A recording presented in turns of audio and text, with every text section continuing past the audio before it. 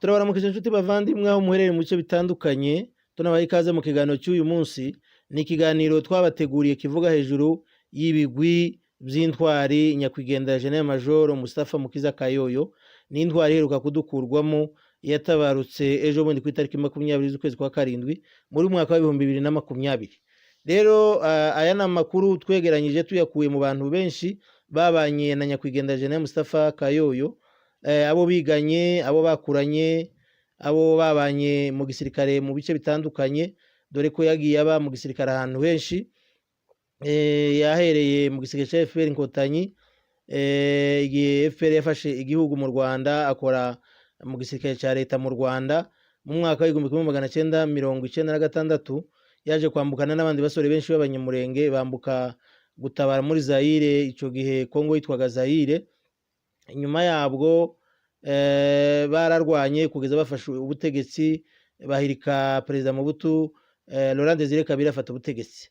Ndetse nyuma y'igihe gitoya Laurent Désiré Kabila afashe ubutegetsi, yaje guhinduka abari baramufashije kurwanya ubutegetsi bwa Mobutu, aza kubahinduka barema umutwe wo kumurwanya wa RCD, nk'uko mwagiye mubyumva mu biganiro bindi bitandukanye. Ndetse nyuma y'igihe gito yabaye muri RCD, yaje kuyivamo aja mu mutwe w'inyeshamba wa MLC wari uyobowe na Jean Pierre Bemba, wari wiganjije mu bice bya za Equateur. Rero aya mateka ni maremare, twayahereye mu bwana bwiwe, uko yakuze, uko yize, abo babanye uko babanye, no mu gisirikare uko yagiye yitwara n'abo babanye muri ico gisirikare. Rero aya mateka twayahawe n'abantu batandukanye, barimo abo bavukana, abo mu muryango, abo bakoranye, abo biganye, abantu batandukanye bagiye bamumenya, nibo babashe kuduha aya makuru. Niyo rero tugiye kubageza muri iki kiganiro kirambuye. Mbibutsa ko njeho kibagezaho nitwa Munezero Willy, kandi kinyura ku rubuga rwitwa Menya Amateka. Ndabiyegereje rero muri iki kiganiro kiza kuba kirekire, ariko turagerageza kuvuga ibyangombwa byaranze ubuzima bwa nyakwigendera intwari yacu General Mustafa Kayoyo. Uyu mugabo yavutse mu mwaka wa 1968, avukira muri territoire ya Fizi, muri secteur ya Nganja cyangwa se Inganji. Muri uwo mwaka hari mu kwezi kwa karindwi. Nyuma y'imyaka nk'ibiri abanyamurenge baje kuva Inganji, nigihe bari baragoteweyo n'abajenesi cyangwa se abarwanyi bo mu mutwe witwaga CNL, wakunze kwitwa izina rya Mulele. Bagiye kuzanwa na chef Muganwa na chef Karojo, barabazanye babakurayo, bamwe baja mu Bibogoboga abandi baja mu Minembwe. Umuryango wa se wa nyakwigendera General Mustafa Kayoyo, mzee Pastor Evariste Bujanja wahisuza mu Minembwe ahitwa mu Rutigita, abariho aba General Mustafa Kayoyo abariho akurira, ahigira primaire ku ishuri ryahabaga ryitwaga EP Milima. Amaze kurangiza primaire yagiye mu Madegu ku Runundu mu Maturika, abariho yigira amashuri abiri yisumbuye, amashuri bita CEO cyangwa se cycle d'orientation. Nyuma yagiye gukomereza amashuri ye Ifizi, uwa gatatu n'uwa kane yigaga kuri Institut Kitumaini. Icyo gihe yarapanze ku mukoloneli w'umusirikare mu ngabo za Mobutu witwaga Colonel Mandevu. Yahabaye imyaka igera kuri 2. Abo babanye mu by'ukuri bavuga ko yari umuntu mwiza, wari uzi kuganira, wahoraga bahuza n'abana b'Abembe mu gihe babaga bashwanye. Niwe wakundaga kumuhuza kandi agatera bagenzi b'akanyabugabo, abinginga nibihanganire ubwo buzima bari barimo bwo gutotezwa n'Ababembe. Mu by'ukuri abo babanye bose baramukundaga cyane, kandi bavuze ko yagize uruhare runini cyane kugira ngo bamare icyo gihe cyose bahabanye. Nyuma y'imyaka 2 rero General Mustafa Kayoyo yaragarutse, akomeza amashuri yo kuri Institut Madegu, yari yobowe na prefet witwaga Kaira. Niho yigiye wa gatanu n'uwa gatandatu. Yaje gupresenta examen d'etat mu wa gatandatu, tiyagira amahirwe yo kubona diplome. Yasubiyemo yiga wa gatandatu, kandi bigeze igihe cyo gupresenta yaragiye Uvira gukora examen bita preliminaire. Byahuriranye n'igihe Inkotanyi zari zimaze igihe gito ziteye, hari mu mwaka wa 1991. Yahise aja mu Nkotanyi kimwe n'abandi basore benshi b'abanyamurenge bagendaga. Nkuko yavuze mu kiganiro yakoranye na Nimurenge TV, yavuze ko icyamuteye kugenda cyane ari uko bagenzi biwe cyangwa se inshuti ziwe zari zimaze kugenda, zari zirimo Leti Nicolas na n'undi musore witwaga Yato Kosi na Leti Masunzu, umugabo w'abarundi nawe wari waragiye mu gisirikare mbere. Avuga ko muri icyo kiganiro avuga ko icyatumye agenda yabaye motive kubera ko bagenzi be bari bamaze kugenda. Rero iwe n'abandi basore nabo barimo General Masunzu Pacifique uhari na Colonel Geriadi Eric ndetse na Leti Katabiro Rairedi, nibo bajanye baja mu gisirikare cy'inkotanyi nabo. Nkuko n'abandi bagendaga banyuze Uvira bambuka mu Burundi barakomeza za Mushiha, ngo bajanwaga n'abantu bitwaga bakada. Mu buhamya bwiwe avuga ko yari inzira iruhije cyane mu gihe bari mu mamodoka berekeza za Tanzania, bari mu makamyo atwikiriye ihema. Mugenzi wabo umwe yaje kubura umwuka aza gupfa, ariko ngo atwikuriye ihema atuma intare zibasha gufata bamwe muri bo, bamwe barahagwa. Barakomeje baragenda bageze muri Tanzania, baja kuva Tanzania baja Uganda, araho banyuze mu mazi y'Akagera, imvungu iza gukubita ubwato, abagera ku 9 muri bo bararohama. Mu by'ukuri n'ubuzima bwari bugoye cyane, ariko Imana yarabarinze, iwe nabo bari kumwe barakomeza baragenda barahuruka. Bahise baja muri training aho bita Nakival, bize igihe gitoya kuko icyo gihe hari mu ntambara. Bamaze kwiga, avuga ko bataliyani ya mbere yagiyemo ari batayo yitwaga Sierra, ni batayo yari iyobowe na General Murokore, yari yungirijwe na General Mubaraka Muganga.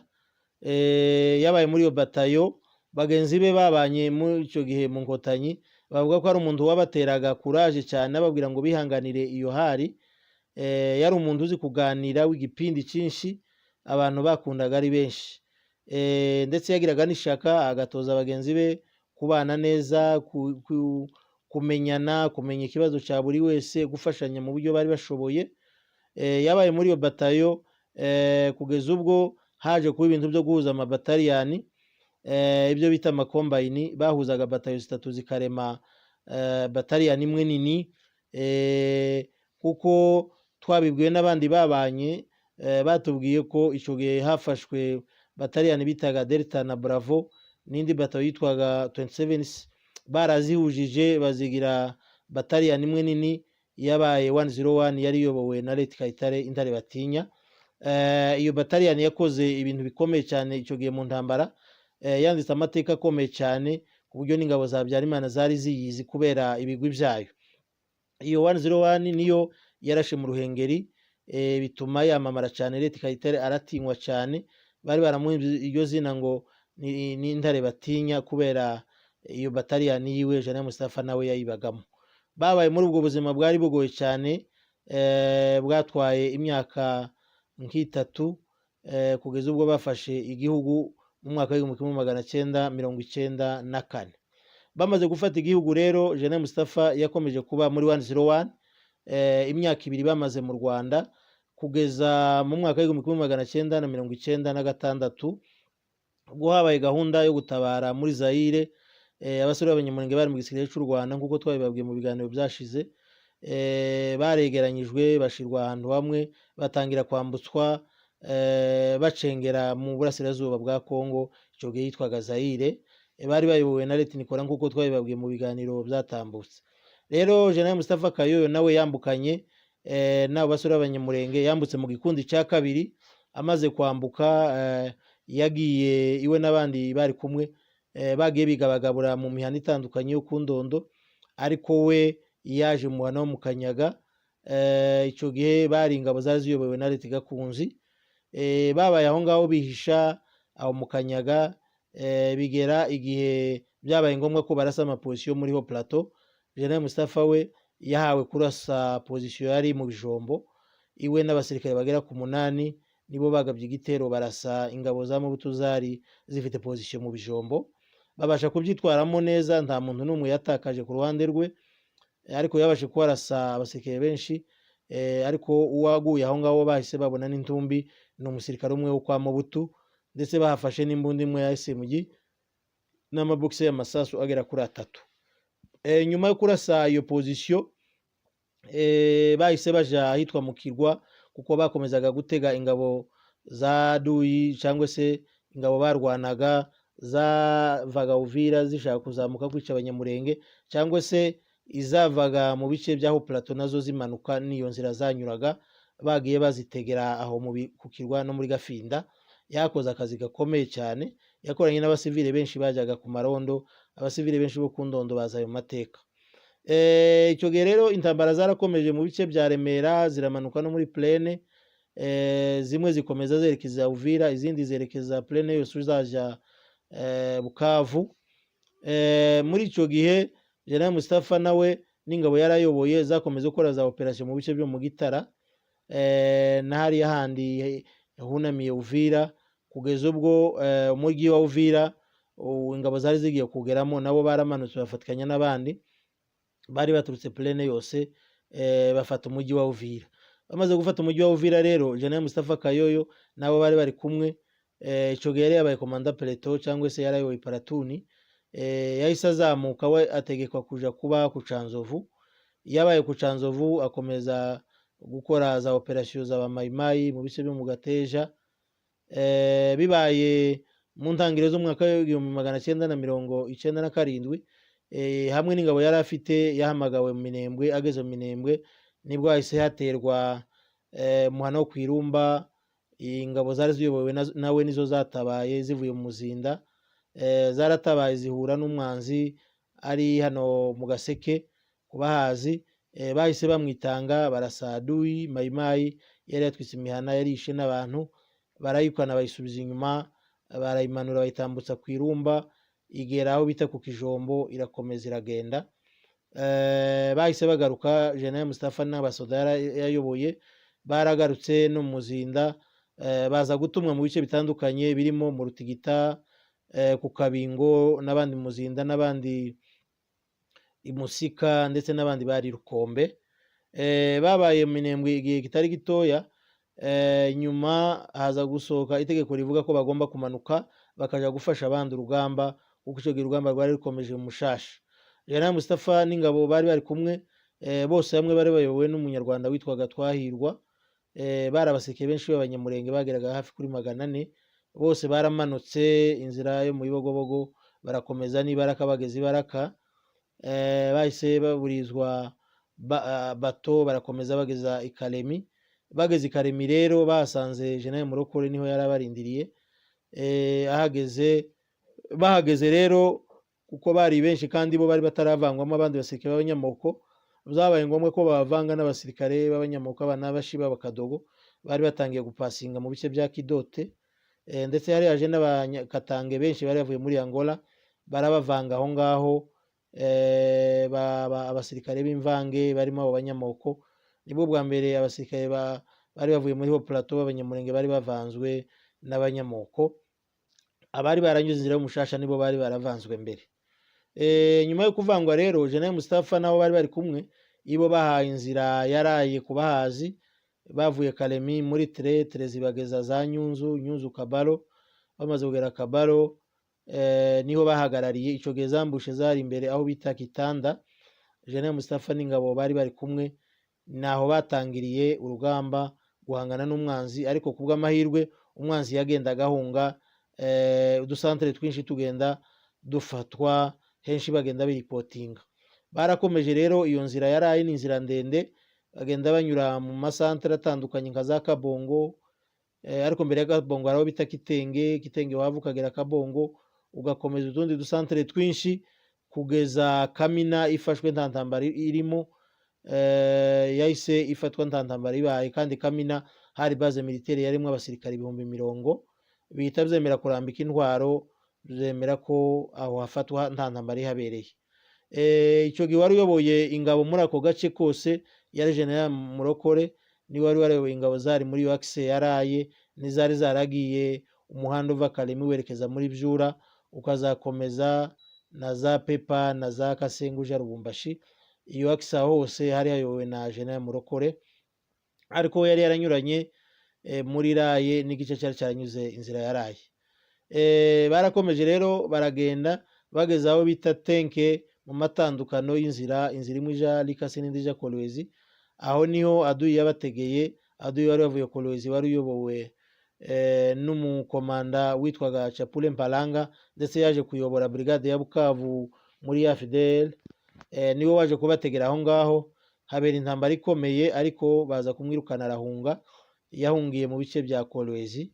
Amaze guhungirayo, ingabo zari zirimo General Mustafa Kayoyo n'abandi banyamurenge barimo ba Colonel Bisogo, ba Colonel Mitabu, ba Let Claver n'abandi nabo bari kumwe na General Mustafa Kayoyo batumwe kwerekeza Kolwezi. Baragiye mu by'ukuri kubw'amahirwe basanga abaturage ba Kolwezi ntibashaka intambara, babwiye ingabo ko zitagomba kurwana. Tubibutse ko icyo gihe kubera ko wari uyoboye AFDL yari umukatange Laurent Desire Kabila, imijyi myinshi ya Katanga ntiyashaka kuberamo intambara kubera ko abaturage ba Katanga bari bifuza cyane Kabila ko afata ubutegetsi kuko bari barambiwe cyane ubutegetsi bw'umunyagitugu mu buto. Niyo mpamvu za Kamina zari zafashwe nta ntambara ibaye, na za Kabongo na za Kitenge ndetse na za Likasi zaje kuba nta ntambara ibaye.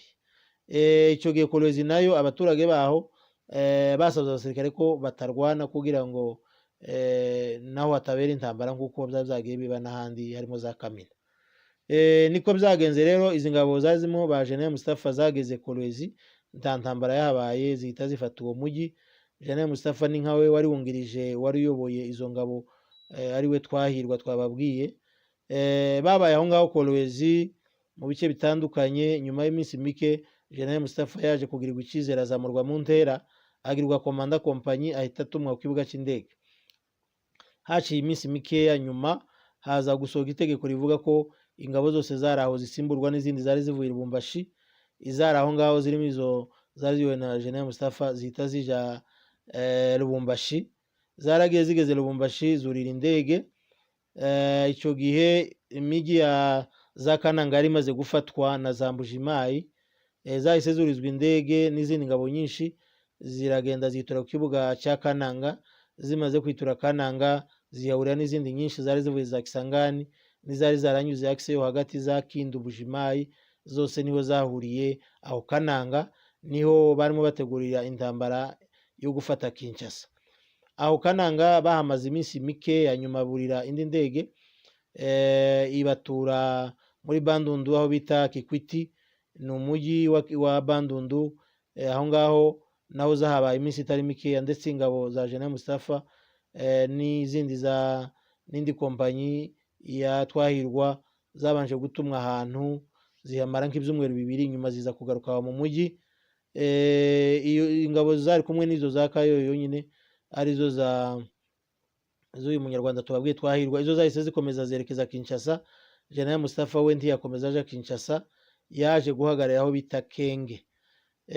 Nuko Kinshasa yarafashwe, General Mustafa wakomeza kubaho Kenge ni muri Bandundu.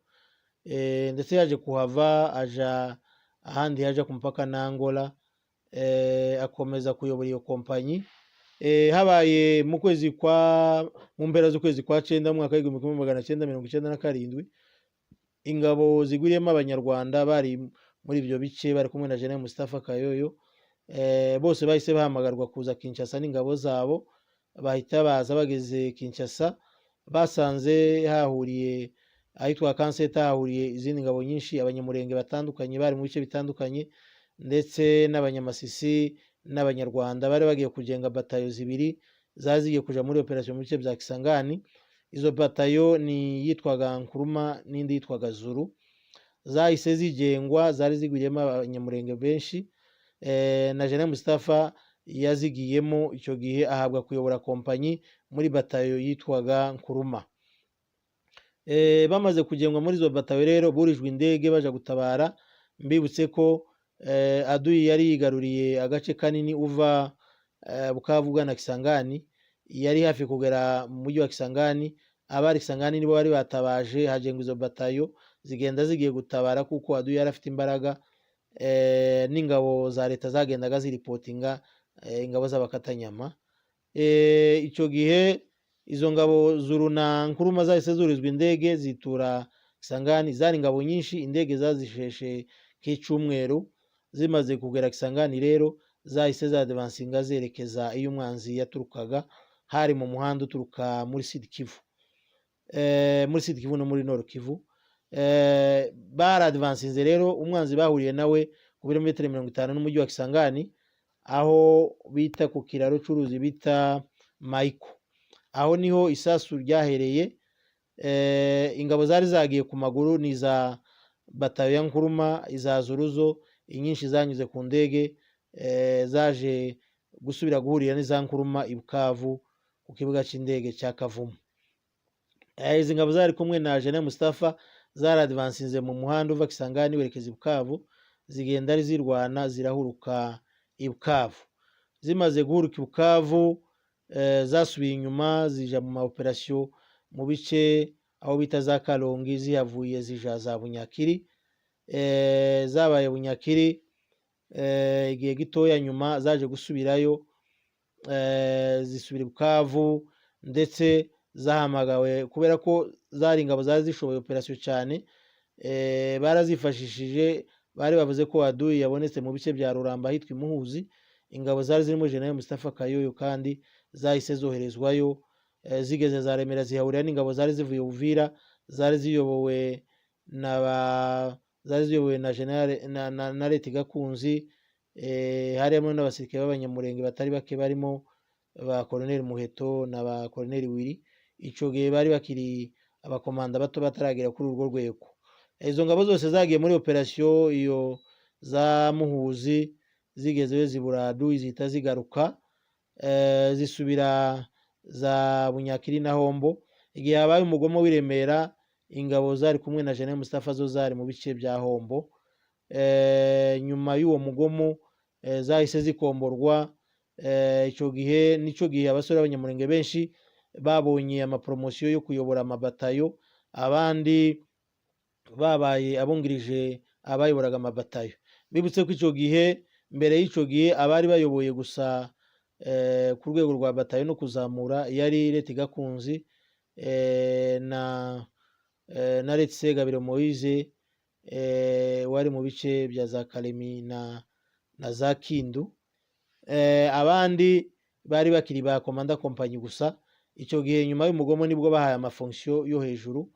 Abayahawe ico gihe, Colonel Bisogo yahawe kuyobora batayo yari za Warungu, na Leti Budurege nawe yagizwe komanda batayo muri Ngomo, nako Nyangezi.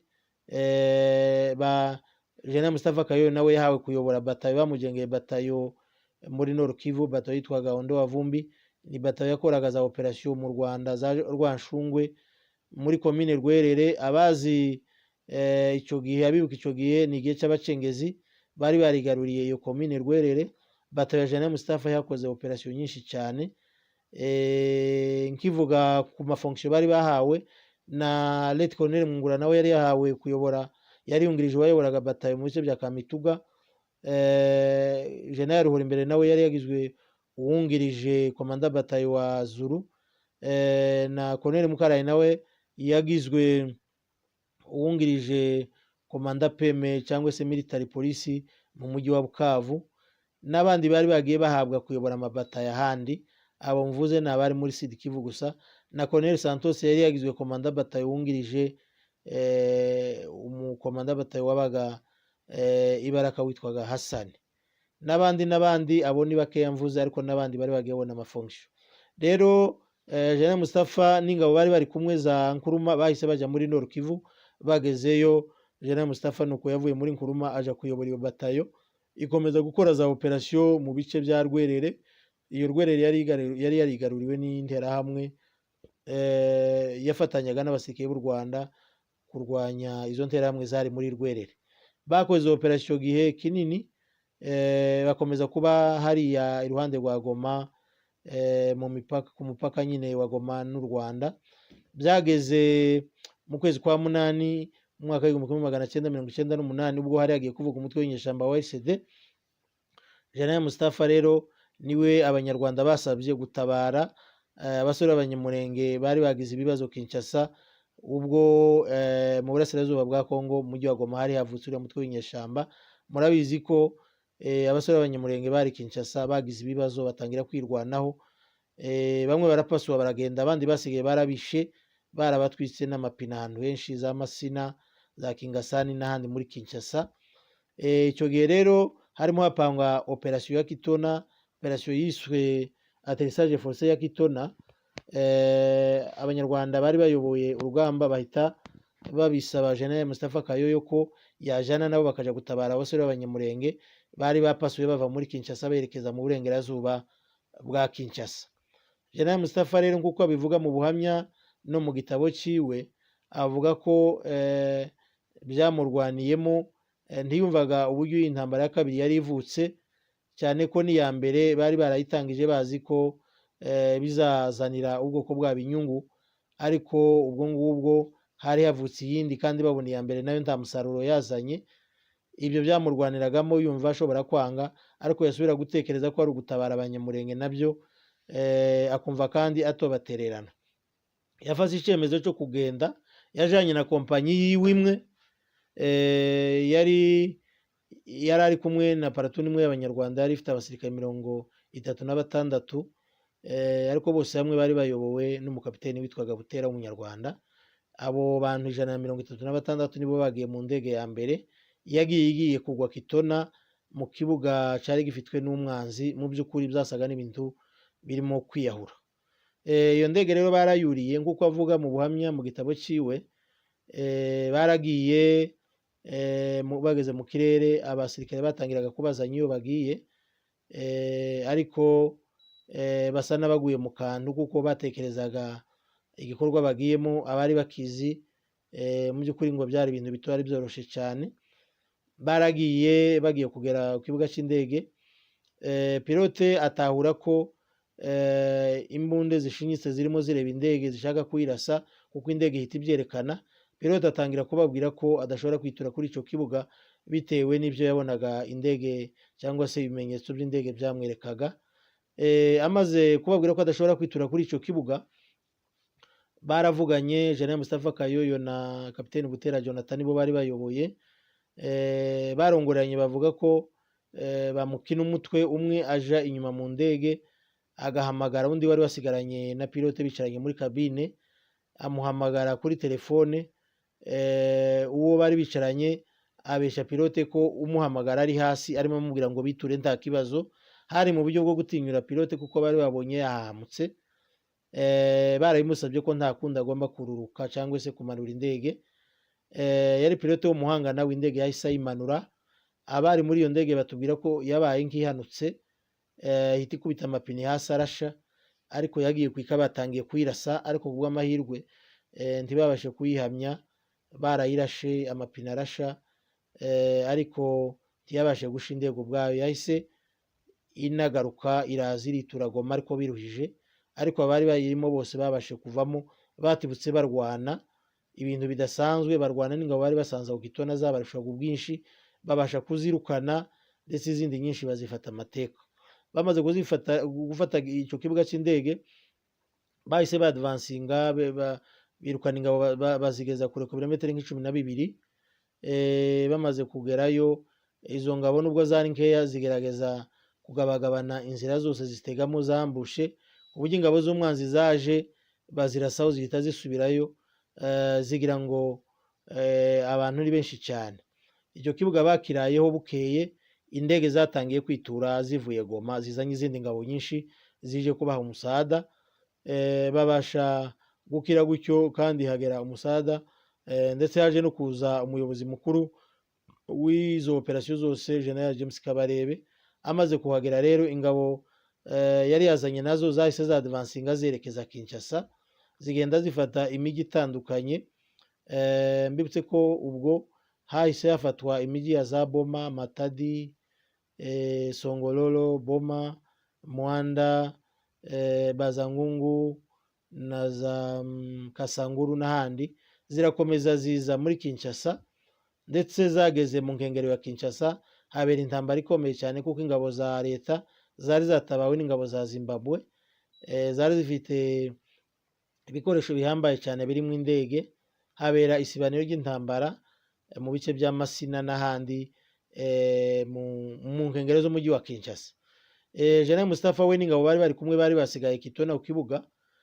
Mu gihe izo ngabo zari zadvansize zirwana mu bice bya Kinshasa, ingabo za Angola nazo zahise zinjira ziturutse inyuma, zinjiye za Kabinda zihita zibinjirana zirabarasa n'ibifaru n'indege.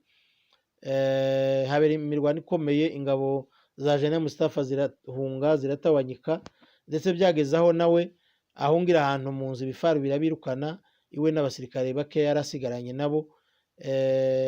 Uwo bari kumwe Chief Escort we witwa Christophe Rugazura avuga ko byageze aho General Mustafa aja kwirasa, ariko aramubuza amubwira ko badapfa kuko hari amasezerano ngo bari bafite.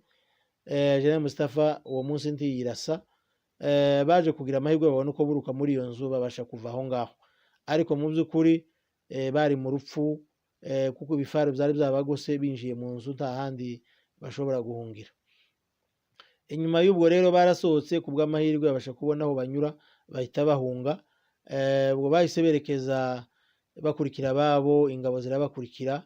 Icyo gihe wari ubayoboye General James Kabarebe yababwiye ko bose berekeza muri Angola mu gace kari gafitwe na Jonas Savimbi warwanyaga igihugu cya Angola mu mutwe witwaga UNITA. Niyo bahise berekeza, bageze mu gace Savimbi yakontroraga, yabahaye agace ababwira ko hari ikibuga cy'indege gihari, atari ko kugifata birasaba ko mubanza kurwana. Bahise barwana kuri icyo kibuga, birukana umwanzi baramuhakura, icyo kibuga baza kugifata. Nyuma yo gufata icyo kibuga, indege zaraje ziva mu Rwanda zitangira kwitura aho ngaho, zirabasaya bose basubira mu Rwanda. Bamaze kugera mu Rwanda, abasirikare benshi b'abanyamurenge barimo na General Mustafa Kayoyo bahise bakomeza ni Goma. Bageze Goma, icyo gihe intambara yari yageze za Kisangani zarafashwe, n'imbere ya za Kisangani mu bice bitandukanye byo muri Province Orientale. General Mustafa n'abandi basirikare benshi b'abanyamurenge bahise batumwa iyo ngiyo mu bice bya Kisangani, basangayo ba Colonel Mukarayi wari uyoboye y'ingabo ari kumwe n'abandi banyamoko benshi.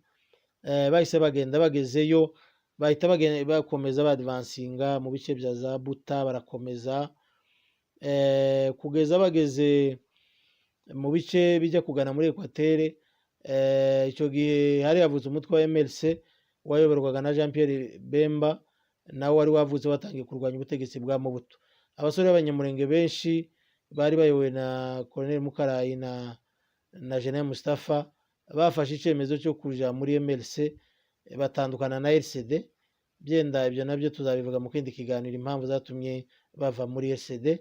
Bahise baja muri MLC kwa Bemba. Bahageze Bemba abakiza yombi. Bemba yafashwaga n'Abagande. Icyo gihe bahise bahesha Bemba amanota cyane ko barimo abasore b'abarwanyi. Bararwanye bagenda bafata uduce tunini. Colonel Mukarayi iwe yaje gusubizwa inyuma, Abagande baramuhamagara asubira i Bugande, atandukana n'ingabo za MLC. Wari sigaye ayoboye abanyamurenge bari muri MLC ni General Mustafa Kayoyo, ariko icyo gihe byumvikane yaratarabona general. Bararwanye rero muri MLC, bakoze iby'ubutwari bikomeye cyane kuko byatumye Bemba agira ijambo rikomeye, kubera ingabo yari afite zari zirimo abanyamurenge bagiye bafasha izo ngabo ze gufata imijyi itandukanye bayikuramo ingabo za leta. Byageze aho ndetse General Mustafa agirirwa icyizere na Jean Pierre Bemba, aza kumutuma gutabara inshuti yiwe yari mu ntambara hakurya muri Centre Africa, yitwaga Ange Felix Patasse, warwanyaga n'abarebere bari bayobowe na François Bozize. Bari bamwinjiranye mu mujyi wa Bangi, atabaza inshuti ye Bemba kuko bakolaboraga. Bemba abona nta wundi yamwohereza, amwohereza General Mustafa, abari ugenda ayoboye ingabo, aja kumutabara, abasha kurwana ibangi, birukana Adu yarahunga, ntiyabasha gufata umujyi wa Bangi. Babaye aho ngaho, ndetse mu buhamya buri mu gitabo cya General Mustafa cyitwa L'espoir au-delà de mes larmes, abivuga neza ko hari igihe yaje gusigirwa ubuyobozi bw'igihugu na Ange Felix Patasse. Igihe yagiye kuja mu mishikirano, yabonye nta wundi yakwizera mu bagenerale biwe yari afite n'abaministre, igihugu agisiga mu maboko ya General Mustafa kubera icyizere yari yamugiriye, kubera akazi yari yamukoreye. General Mustafa yasigaranye ubuyobozi bw'igihugu, ndetse ngo muri ico gihe gito yayoboye igihugu yaje kwirukana abaminisitiri bagera kuri 4 yabonaga basa n'abashobora kugambana, ariko yahabaye intwari cyane. Felix Patase aramwishimira cyane. Byaje kugeraho ingabo za François Bozize ziza kubikira zihita zibakubita surprise zirabarasa, bahavuye bahunga, biba ngombwa ko basubira muri centre, basubira muri Congo. Asubira mu mutwe wa MLC. Amaze gusubira mu mutwe wa MLC, babaye aho ngaho igihe cy'imishikirano yaberaga Sun City. Iyo mishikirano yaje kurangira bumvikanye ko imitwe yarwanyaga ubutegetsi bwa Congo ishira hamwe na leta bagahura bagakora leta ihuriweho. Ariko mbere General Mustafa kubera ubutwari n'ubunyangamugayo hari igikorwa gikomeye yakoze ico gihe ari kwa Bemba, ngo muramu wa Bemba umuhungu wa Mobutu witwaga Nzanga Mobutu yabanaga na Bemba, ngo aza kubwira General Mustafa ko yifuza ko bamurasira Bemba, uwo nguwo akaba ari uyobora umutwe wa MLC. Amaze kumubwira gutyo General Mustafa yaramubwiye ati njyewe sinshobora guhemukira umuyobozi wanje twabanye neza, atese nkubaze urambwira ngo mpeze amafaranga 50,000 kugira ngo kurasire Jean Pierre Bemba kugira ngo ari we uyobora umutwe, ese ninyafata nkamurasa hanyuma ukayobora wizeye gute kundi atazaza akambara utayangaya nkakurasa nawe nkakwica uwo ngo akagutsimbura? Ahita muhakanira ndetse ahita bahuza na Bemba, ahita abwira Bemba ko uwo muramu we yagize ico gitekerezo, ariko arambwira ati ntumugiriye nabi kuko ni jewe ubikubwiye ndabikubwira ntiwabimenyaga, kandi ibyenda twari kubikora ariko kubera ubunyangamugayo bwanje sinabikoze. Rero ndagusaba ko wahura n'uyu muramu wawe, kuko yari muramu wiwe, mukababarirana nta kibazo, ntumugirire nabi kuko nawe atakugiriye nabi nubwo yari yagize ico gitekerezo. Rwose baratangara cyane, ahita bahuza atuma biyunga kandi bataracana guwaka. Rero igihe cyo kuja muri leta bagiye muri leta, ariko mbere yo kujayo yahise ahabwa, batanze amaranga ico gihe muri MLC, ahabwa ipeti rya colonel. Niwe wari ubaye umunyamurenge wa mbere wari wambaye ipeti rya colonel, kuko MLC niwe yapromotinze mbere cyangwa niwe yatanze amaranga mbere. Muri LCD bari batarayatanga, ndetse no muri LCD Goma na LCD KML bari batarayatanga, ndetse no muri rebero ya General Masunzu nayo yari taraja muri leta ngo leta ibahe amaranga. Niwe rero wambaye iri pete rya bwa mbere mu banyamurenge. Nyuma rero baje kuja muri leta, bamaze kuja muri leta General Mustafa agirirwa icizere ayobora region militaire ya Bandundu, yari afite ikicaro Kikwiti. Ahitwara neza cyane, yagiraga impano yo kuyobora ku buryo yajaga kuva ahantu abaturage bakababara cyane bagasaba ko batamukuraho, ariko kubera ko hari amategeko ya gisirikare akahava. Mu by'ukuri yari umuyobozi mwiza cyane wakundwaga n'abantu bose, wari uzi kuvuga indimi nyinshi, abakongomani benshi biyumvagamo, ndetse hari abatinyukaga bakavuga ngo bazabone batameze nk'abandi banyamurenge. Nyuma yo kuyobora iyo ntara ya gisirikare yaje kuva aho ngaho yoherezwa kuyobora centre ya formation cyangwa base ya Kitona, ahantu bakoresha amafunzo abasirikare. Arahaba iminsi myinshi, ndetse yaje kugira amahirwe aho ngaho ahigira universite, atari yarabonye amahirwe yo kwiga, ahita yiga arangiza licence muri politike, ndetse yaje no kwandika ico gitabo twababwiye citwa L'espoir de la de mes larmes, naho yacandikiye. Nyuma yaje kuva aho ngaho, ariko yari amaze kurwara indwara y'impyiko yari yaratumye ahuma. Umuryango wiwe na leta bagerageje kumuvuza cyane, bamujana mu Buhinde aravurwa asa n'ukize, aragaruka. Ubwo yavuye aho atumwa muri zone de défense ya Lubumbashi cyangwa deuxième zone de défense. Yari umwe mu bayobozi bari bayiyoboye, yarahakoze aho ngaho, ariko aza kuguma kurwara cyane, aje Kinshasa, akomeza kwivuza. Y'imyaka yose yaratangiye ngo koroherwa, ejo bundi mu kwezi kwa gatanu nibwo yahawe demob.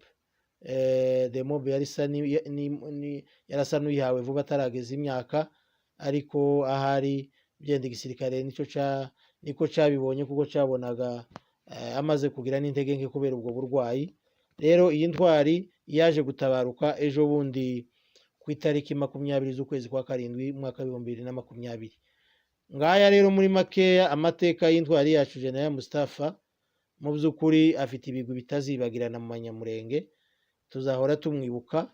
Yari umuntu mwiza cyane, wari umujyanama, yari azi kubana n'abantu kandi akamenya guhuza abantu bagiranye ibibazo. Ariko nizera ko asize umurage ukomeye cyane, hari abantu benshi yatoje, iki asize tuzacuza.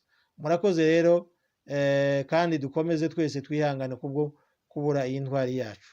Murakoze rero naho ubutaha.